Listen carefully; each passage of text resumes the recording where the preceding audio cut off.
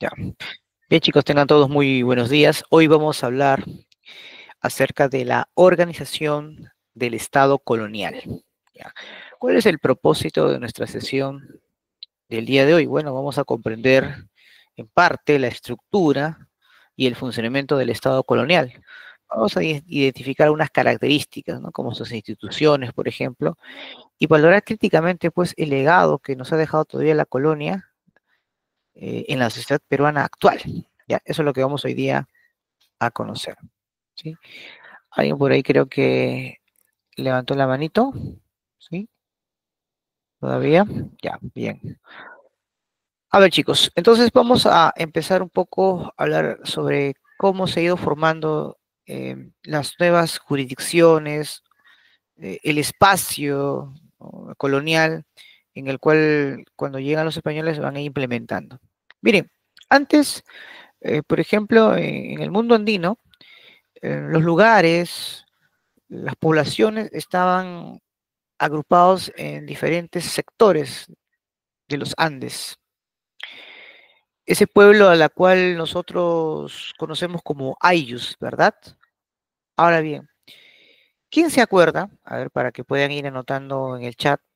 ¿Quién era el jefe del Ayllu? A ver, escríbanlo por el chat, a ver,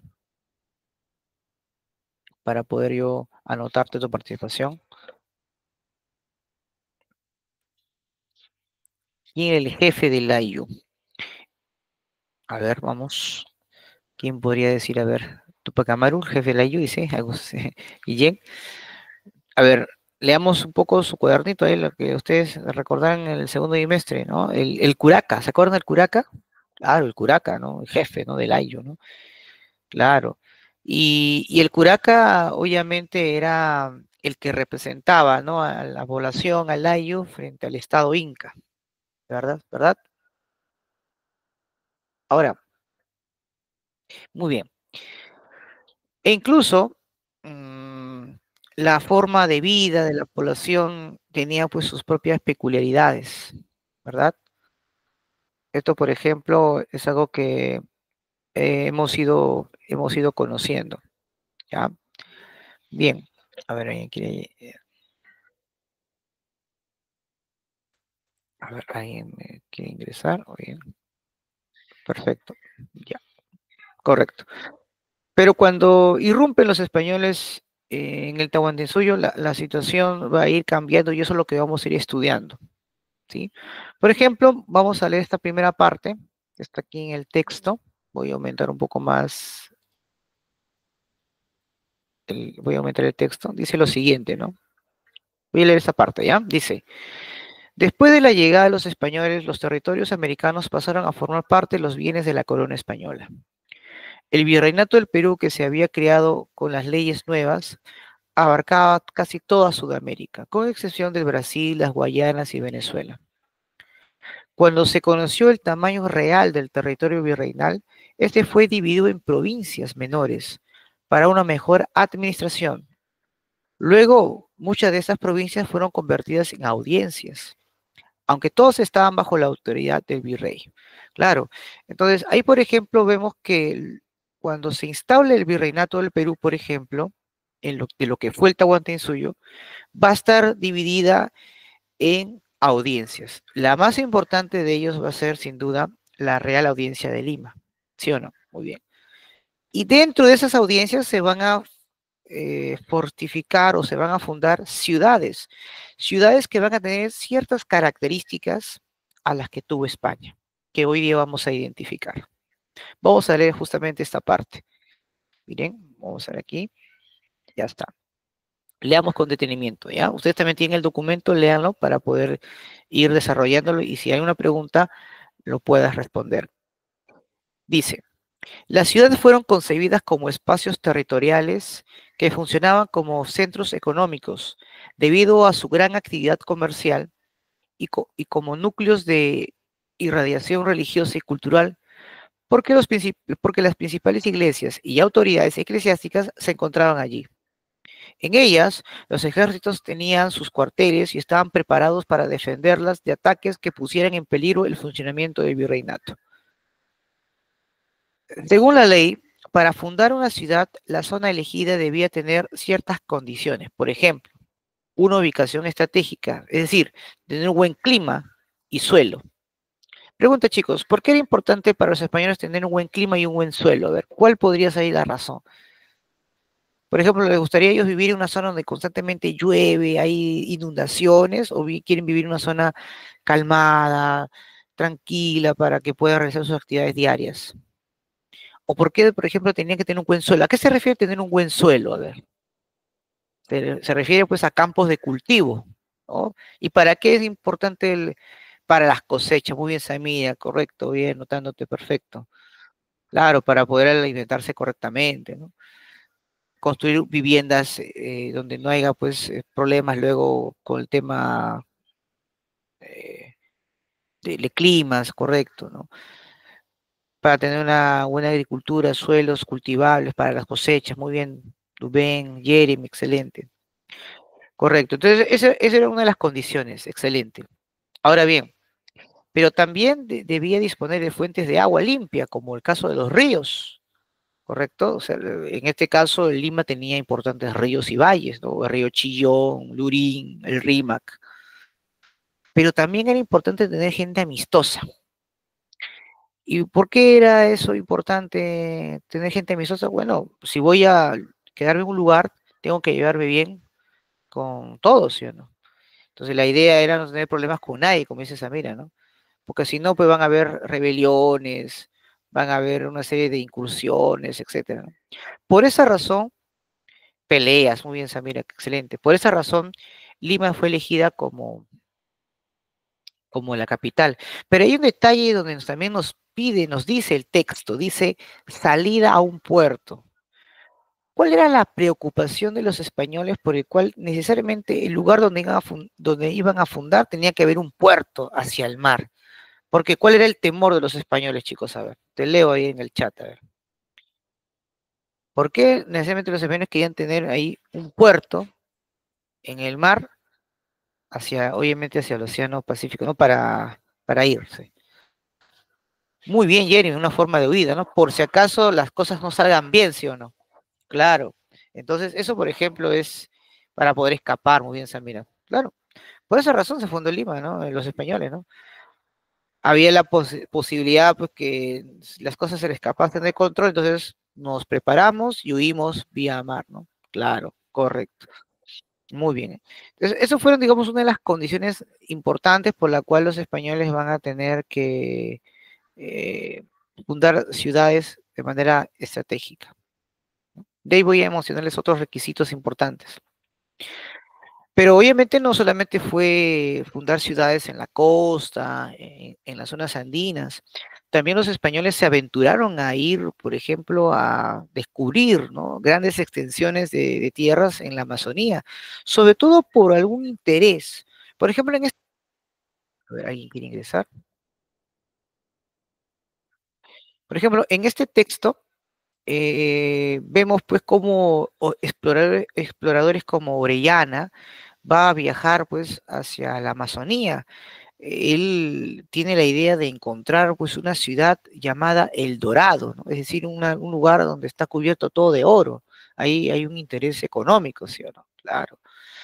Ahora bien, es cierto que muchos expedicionarios buscan aventuras, riquezas, pero en esa forma de explorar nuevas tierras, van encontrando ciertos elementos nuevos para ellos y lo van a ir anotando, lo van escribiendo para tomarlo muy en cuenta. ¿Ya? Ahora, por ejemplo, em, cuando Toledo, el quinto virrey, em, para poder consolidar el virreinato del Perú, va a tener que tomar ciertas medidas. Por ejemplo, una de ellas es, por ejemplo, sofocar diversos movimientos rebeldes. Por ejemplo, los incas de Vilcabamba. Recuerden que Túpac Amaru primero fue ejecutado justamente por el virrey Toledo. Francisco de Toledo, el quinto virrey, enfrentó pues incursiones de corsarios ingleses como Francis Drake. Por eso que va a amurallar ¿no? Bueno, muchos virreyes van a ir empezando a amurallar Lima, el Callao, etcétera, ¿no? Para evitar obviamente invasiones de estos piratas y corsarios, mayormente enviados por los enemigos de España, ¿no? Como es el caso de Inglaterra, por ejemplo. Va a enfrentar pues a los araucanos en Chile, no va a tener éxito porque no los va a someter, pero una de las medidas que justamente toma Toledo es tratar de eh, aniquilar cualquier tipo de insurrección que atente contra el virreinato del Perú. También va a implementar pues el Tribunal del Santo Oficio, también la Inquisición. Ahora vamos a ver más adelante en qué consiste. No solamente lo va a implementar para reforzar la fe cristiana o católica, ¿no? Van a tener otros propósitos que vamos hoy día a ir analizando. E incluso durante su gobierno, el nombre de la Universidad de San Marcos se va a dar. Justamente en su mandato es donde se establece el nombre de la universidad más antigua de América, ¿no? La Universidad Nacional Mayor de San Marcos. Otro aspecto que Toledo también va a realizar en su gestión es establecer la mita minera, mayormente para explotar la fuerza laboral del trabajador en los yacimientos mineros, recaudar todos los metales preciosos, fundirlo, convertirlos en lingotes y llevárselos a España, ¿no? Claro, por ejemplo, es una forma también que va a realizar. E incluso él va a crear la Casa de la Moneda en Potosí, que era la minería más grande de plata durante el virreinato del Perú. Toledo también, y eso lo vamos a ir viendo, va a aplicar lo que son las reducciones. A ver, voy a leer esta parte para que podamos responder adecuadamente. Dice, para mejorar el control y facilitar la evangelización de los indígenas, el virrey Francisco de Toledo los agrupó en pequeños pueblos llamados reducciones. Una reducción está diseñada como una ciudad pequeña, donde tenía una plaza en el centro, una iglesia principal y la casa de las autoridades. En los alrededores se encontraban las tierras comunales. De esta manera se garantizó el cobro de tributos, el reclutamiento de mano de obra y la evangelización. Entonces, ahí te podrás dar cuenta de que una de las razones por el cual Toledo agrupa a todas las personas en un solo lugar era justamente para poder tener mano de obra, cobrar impuestos, ¿qué más? Evangelizarlos de paso, pero hay algo también importante, ¿no? Miren cómo empieza a describir cómo deberían ser las ciudades, ¿no? Una plaza en el centro, alrededor de la plaza las casas de las principales autoridades, una iglesia, y en la periferia las zonas comunales. Pregunta, chicos, cuando ustedes han ido, por ejemplo, cuando han viajado a otros lugares, por ejemplo en Semana Santa, seguramente te has percatado que en cada pueblo siempre hay una plaza, hay una iglesia, ¿sí o no? Entonces, ahí, por ejemplo, vemos un ejemplo de cómo todavía se mantienen algunos elementos coloniales en la arquitectura de hoy en día. Es más, en la propia capital, tenemos ahí la Plaza Mayor, está la catedral, tenemos ahí a la municipalidad, al Palacio de Gobierno, etcétera, ¿no? Claro. Entonces, ahí es muy importante un poco identificar, ¿no? Algunos elementos coloniales que aún todavía seguimos arrastrando en la actualidad. Profesor, ¿y qué es el proceso de evangelización? Aquí vamos a mencionarlo aquí. Acá lo voy a leer. Voy a leer esa parte. A ver, tú también léelo conmigo, ¿no? Ya, léelo conmigo acá. Dice, a ver, alguien quiere ingresar. Ya está. Por ejemplo, dice, el proceso de evangelización. En un primer momento se buscó impresionar a los indígenas con los bautismos, las predicaciones masivas, pero esto no funcionó. Entonces se procedió a la catequesis, que consistió en enseñar la religión cristiana en lenguas nativas. Para ello se tradujeron e imprimieron textos religiosos en quechua y aymara, principalmente, ¿no? Los clérigos también fueron instruidos en sus lenguas, perdón, en esas lenguas, para que pudiesen tener mayor acercamiento con la población. La aceptación del Dios que traían los españoles no era un problema, pues la religión andina era politeísta y no había problema en aceptar un Dios más. Para lograr el monoteísmo, los religiosos españoles recurrieron a la superposición de divinidades, es decir, identificaron al Dios creador del cristianismo con el sol y, y otras divinidades, con una fiesta religiosa o con un santo. Por ejemplo, la Pachamama fue sustituida por la Virgen María. Hoy en día, chicos, muchos de los elementos religiosos, que es ya una tradición, tiene también elementos propiamente de los Andes. Por ejemplo, a ver, dígame una festividad religiosa que se da en octubre. A ver, escríbelo en el chat. Una festividad religiosa que se da en octubre. A ver. Muy bien, Jeremy. El Señor de los Milagros. Ok, vamos a ir colocando. Muy bien, Esmari, Dubén, excelente. Perfecto. Claro. ¿Y con qué otro nombre se le conoce al Señor de los Milagros? A ver, escribe en el chat. ¿Con qué otro nombre se le conoce al Señor de los Milagros? El Señor de los Temblores. Muy bien, Samira. Claro. ¿Alguna deidad que te acuerdes del mundo andino que también se llamaba que también que tenía esa característica? ¿No? ¿Con qué nombre se le conocía al dios de los temblores también en el mundo andino? A Pachacamac, ¿sí o no? Claro, claro. O del Pachacamilla, muy bien Kenji ahí, vamos a anotar a Kenji. Claro, porque miren, sí Kenji, te escuchamos, ahí estamos leyendo tu comentario, excelente, ahí ya te anoté. Claro, porque miren, justamente algo interesante. ¿Alguna vez han preguntado por qué el Señor de los Milagros recorre las calles mayormente en octubre? Hay dos fechas principales, ¿ah? En octubre. ¿No se han puesto a pensar por qué en octubre el Señor de los Milagros recorre? ¿Por qué eligieron octubre?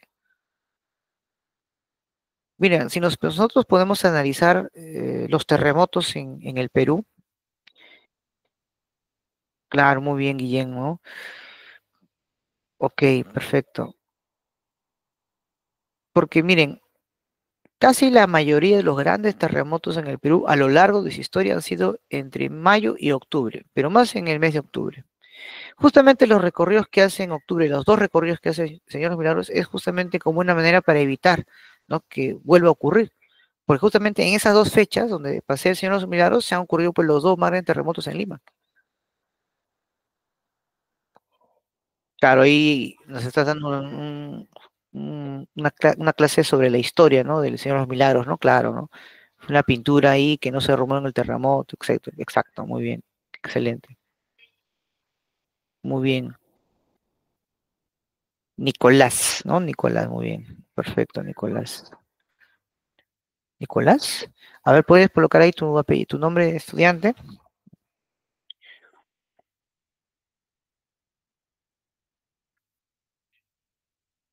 Ayelén, ¿no? Ayelén, Ayelén. Muy bien, Ayelén, ya está, listo, ahí te anoto, Ayelén, claro que sí, ¿no? Muy bien. Pero a pesar de los intentos de los españoles, ¿qué tal Guadalupe? Sí, a los que recién acaban de ingresar, coloquen ahí sus nombres y apellidos y pongan ahí presente. Ya yo voy a mandar sus saluditos. Ahí está Luciana también. Luciana Mandujano, ¿qué tal Luciana? Buenos días. Ya. Bueno, como mencionaba, pese después a los intentos, ¿no? Ok, Romero, excelente. Pese a los intentos de evangelizar, la población andina pues aún mantenía oculto, ¿no? Su fervor religioso andina. Entonces, ¿qué van a hacer los españoles? Van a hacer lo siguiente. Miren, en el siglo XVII, cuando parecía que la evangelización había avanzado, los sacerdotes se dieron cuenta de que los indígenas continuaban practicando sus ritos tradicionales de manera oculta. Por ello se inició una intensa campaña de extirpación de idolatrías y se creó la institución de la Inquisición, justamente para poder saber qué es la extirpación de idolatrías. Y en la Inquisición vamos a leer los siguientes documentos. El documento 22, perdón, 23 y 24, que está justamente aquí. ¿Ya? Voy a leer esta parte. Dice,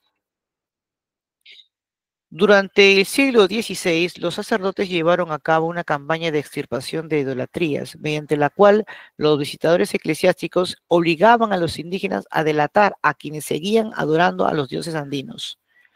Los que se autoacusaban eran perdonados y recibían una penitencia. Pero los que eran acusados por terceros salían montados en una llama y con el cabello rapado, como pueden ver ustedes en la imagen, ¿no? Que era una forma de castigo. Por otro lado, las huacas y las ofrendas fueron destruidas. Entonces, cuando se habla de extirpación de idolatrías, era obligar, ¿qué tal, Luciana? Muy bien, ahí colocando en el chat, perfecto.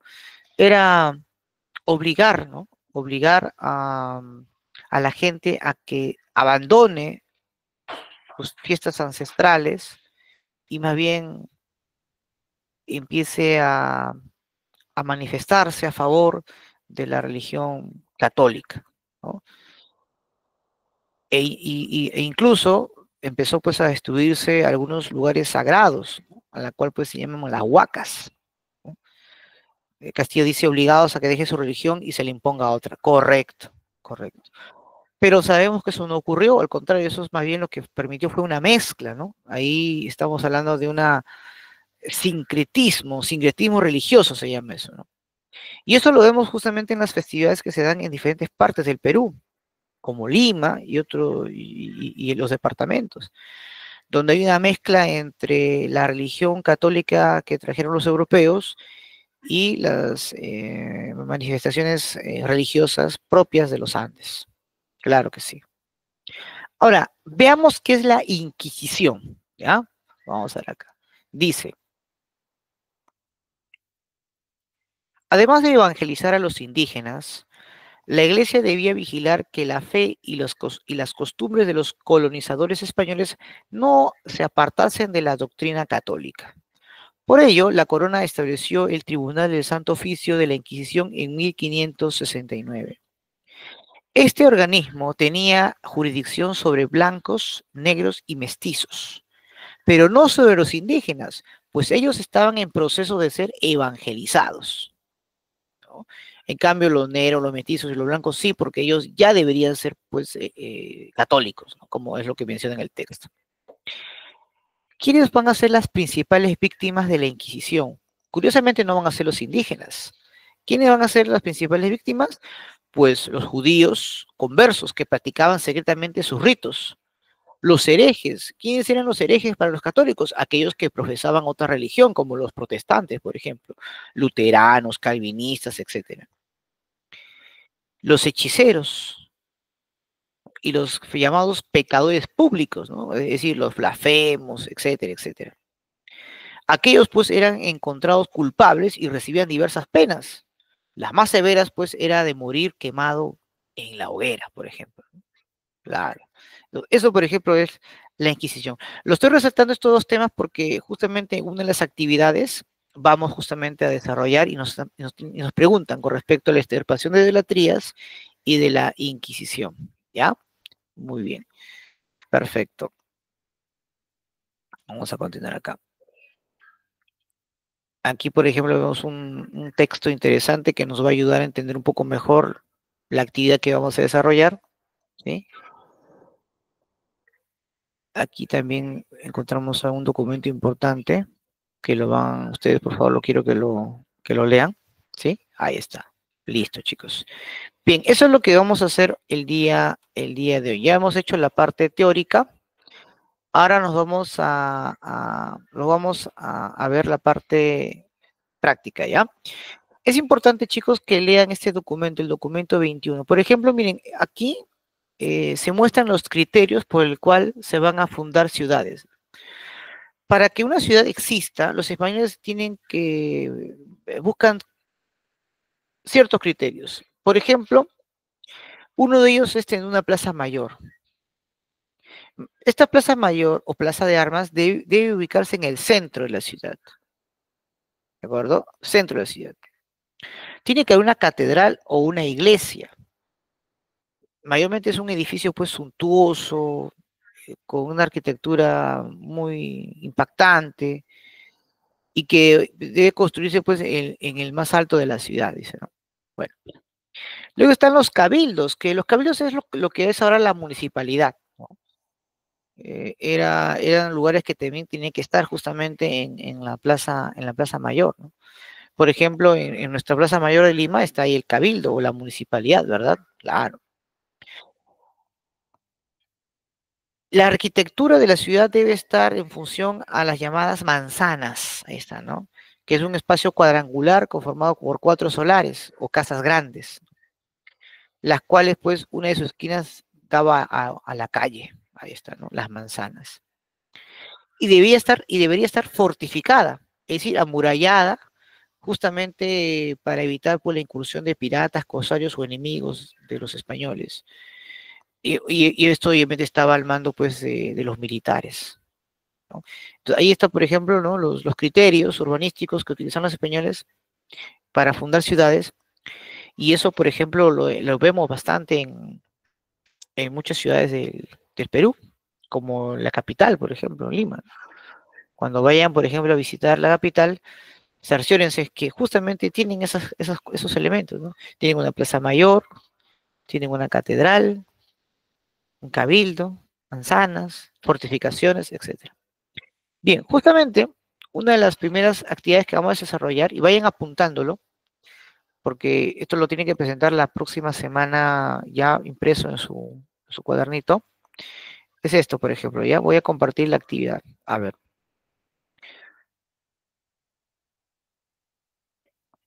Me dicen Guadalupe, qué es la reorganización o evangelización? Bueno, reorganizar es volver a hacer, ¿no? ¿Qué es organizar? Organizar es simplemente ir, realizar una serie de actividades, pasos de manera gradual para conseguir ciertos objetivos, metas. Cuando hablamos de ordenamiento colonial es porque para los españoles no entendían el espacio andino, entonces habían que ordenar de acuerdo a sus propios criterios, a sus propios eh, eh, intereses. Entonces lo van a ir organizando, para ello van a realizar pues ciertos pasos de manera detallada, ¿no? Y reorganizar es volver a hacer todo lo que estaban haciendo, ¿no? Sí, sí, lo van a tener que imprimir, ¿ya? Y lo pegan al cuaderno. Hoy, por ejemplo, lo vamos a desarrollar juntos, ¿ya? Por eso que anota lo que vamos a ir desarrollando y eso ya luego lo tienes en tu cuadernito, lo pegas, ¿ya? Y lo revisamos la próxima semana, ¿ya? Muy bien. Por ejemplo, voy a aumentar un poco más la pantallita. A ver acá. Esto, ya está. Por ejemplo, miren, para poder resolver este primer tema, tenemos que haber leído la página 152, ahí está el documento 21, ¿no? Lo que va justamente a mencionar, ¿no? A ver, los que han descargado su texto, a ver, véanlo ahí. Por ejemplo, este número 1 que ven acá, ¿qué sería? ¿Sería la iglesia? ¿Sería el cabildo? ¿O sería la plaza mayor? ¿Qué dicen ustedes? ¿Qué sería eso de acá? ¿Qué debería ser la número 1, por ejemplo? La Plaza Mayor. Muy bien. Entonces, el número 1 van a colocar ustedes la Plaza Mayor. Excelente, Jeremy. Excelente, Ayelen. Muy bien. Ahora, número 2. La número 2. A ver, número 2. Miren, esta de acá. La número 2 sería esto. Obviamente, no es cualquier iglesia, ¿verdad? Estamos refiriendo a la iglesia mayor. ¿Cómo se llama la iglesia mayor? ¿Cómo sería la iglesia mayor? ¿Cómo se la llamaría? La cate. Entonces, acá van a colocar catedral, ¿ya? La cátedra. Muy bien, Esmarí, la catedral, ¿sí? Excelente. Número 3, miren, este número 3 es interesante. Esto me hace recordar pues a la municipalidad, ¿no? Y en esa época se llamaba municipalidad o ¿cómo se llamaba? ¿Cómo se llamaba la municipalidad antes? ¿Qué vas a colocar el número 3? ¿Cómo se le va a llamar? La vas a llamar cabildo, ¿ya? Cabildo, ¿sí? No te olvides, en la número 4 vas a colocar Perdón, la número 3 vamos a colocar cabildo. Y la número 4, ya, esos cuadriculados, ¿cómo se le llama? ¿Cómo se llaman esos cuadriculados? Muy bien, Jeremy. Entonces vas a colocar acá manzana. Ajá, manzana. Y por último, la número 5, miren, estamos viendo murallas. Mira acá, la número 5, murallas. Murallas, mira, acá hay una muralla. Todo está murallado, mira, todo está murallado. Acá también atrás también está murallado. ¿Y a eso cómo se le llama? Eso está en el texto. Las fortificaciones, ¿ya? Aquí lo vas a colocar, ¿ya? Fortificaciones, ¿no? Muy bien, muy bien, Samira. Fortificaciones. Muy bien. Ya está. Ya hemos resuelto la primera parte, ¿sí? Ya. Ahora, acá también, esto también quiero que puedan desarrollarlo. Yo los voy a ayudar, pero vayan ustedes también teniendo sus ideas. Dice acá, explica qué aspectos han cambiado y cuáles permanecen de acuerdo con el criterio urbanístico de las ciudades actuales. A ver, ya, muy bien, Guillén. La primera es la Plaza Mayor. La segunda vendría a ser, si no mal recuerdo, la Catedral. La tercera es el Cabildo. La cuarta me parece que es las Manzanas. Y la quinta es la fortificación. ¿Ya está? Perfecto. A ver, chicos, ¿qué aspectos creen que todavía han permanecido, por ejemplo, en Lima? ¿Qué aspectos que han permanecido? Bueno, ¿todavía existe la catedral? Sí. ¿La Plaza Mayor está? Correcto, ahí tenemos muy bien. Correcto, ¿no? Claro. Las manzanas todavía, ¿no? Ahí se anda muy bien. Bueno, Cabildo ahora han sido reemplazadas por la municipalidad, pero ahí está. Pero lo que no está, por ejemplo, son las fortificaciones, ¿no? No hay murallas ya, prácticamente han desaparecido, ¿no? Hay una que está por la avenida Bancay, justamente se llama pues el Parque de la Muralla, porque hay una parte que todavía se ha mantenido, pero ahora todo Lima ya no hay murallas, ¿no?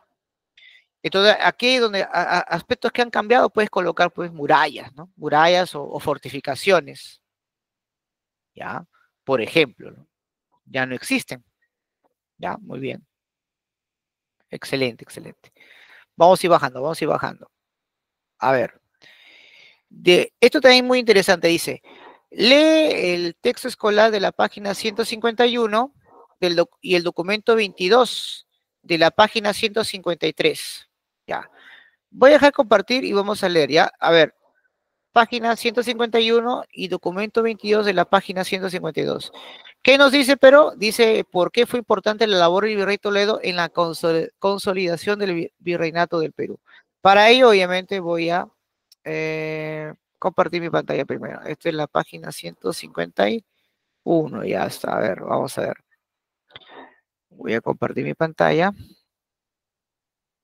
Ya está. A ver, ya está. Estoy en la página 151. A ver, para que recuerdes, ¿ya?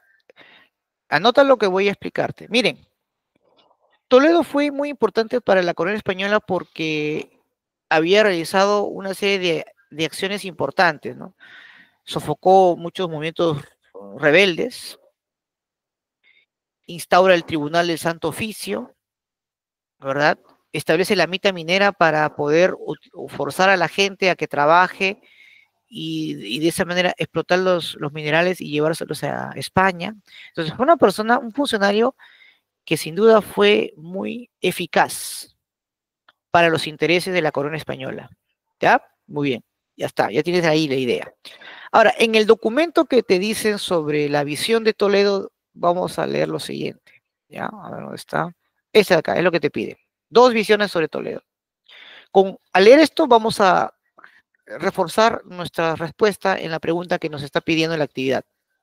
Dice, los historiadores han juzgado de diversas formas la intervención política de Toledo. Para unos, este sujeto representa el gran tirano del mundo aborigen, pues ordenó ejecutar sin ningún miramiento al Inca de Vilcabamba, ¿no? Se refiere a Tupac Amaru I. Impuso el oprobioso régimen de la mita, desarraigó a las tribus de sus pueblos ancestrales, ¿no? Lo que llamamos reducciones, y dictó otras medidas violentas. Según la concepción intelectual de otros, el mismo personaje representa el supremo organizador del virreinato, pues desarrolló una eficiente labor ordenadora y aplicó los brotes subversivos. Aplacó los brotes subversivos. Ambas ópticas son parcialmente certeras en su examen del problema, pero lo que no debe perderse de vista es que la administración toledana siguió fielmente las indicaciones emitidas en Madrid, que apuntaban a implantar un firme dominio del Estado castellano sobre las pretensiones de los grupos de poder coloniales. Esta parte final es muy importante. Dice, siguió firmemente las indicaciones de la corona española, que apuntaban a implantar un firme dominio del Estado castellano sobre las pretensiones de los grupos de poder coloniales, ¿no? Sobre lo que ahora considera que son sus pertenencias, ¿ya? Bien, entonces, vamos a ver acá, un ratito.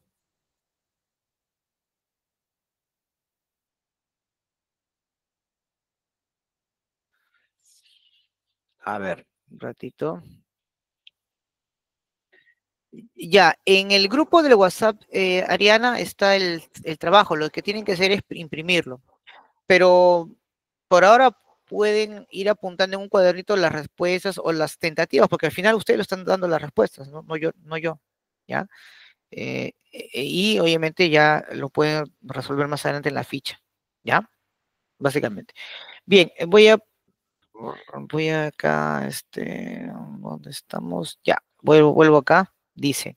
La pregunta nos dice, ¿por qué fue importante la labor de Virrey Toledo en la consolidación del virreinato? Ya, a ver, primero, consideramos que fue importante Toledo porque logró consolidar el virreinato. ¿Y cómo lo consolidó? Bueno, aplacando rebeliones, lo dice en el texto, instauró pues la que es el Tribunal de Santa Inquisición para poder acabar con los enemigos de la Iglesia Católica y también de la corona española.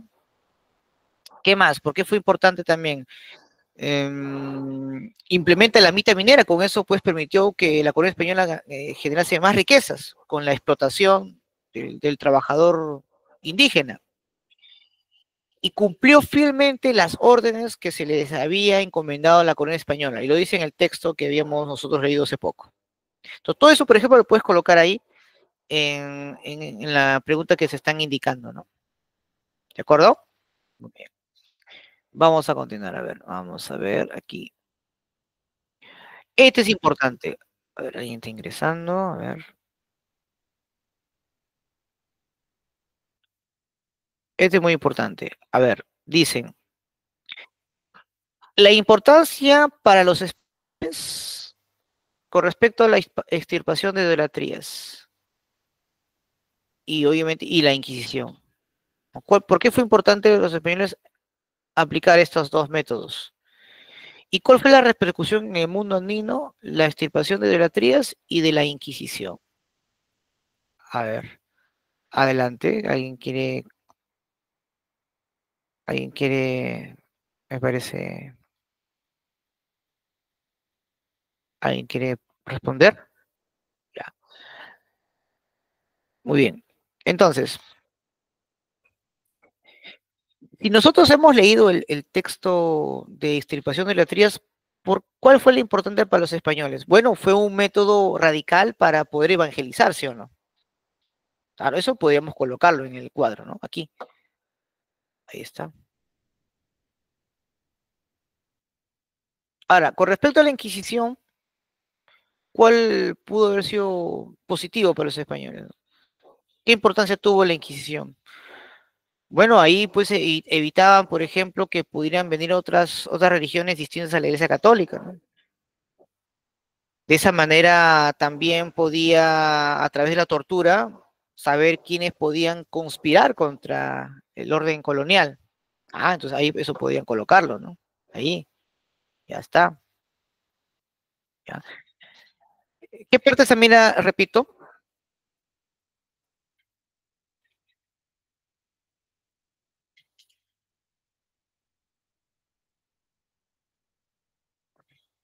Correcto, muy bien, ya, muy bien. Miren, en el cuadro nos pide lo siguiente, ¿no? nos pide la importancia de los españoles con respecto a la extirpación de idolatrías y la Inquisición. Entonces, leyendo el texto que acabo de compartir, podríamos decir lo siguiente, ¿no?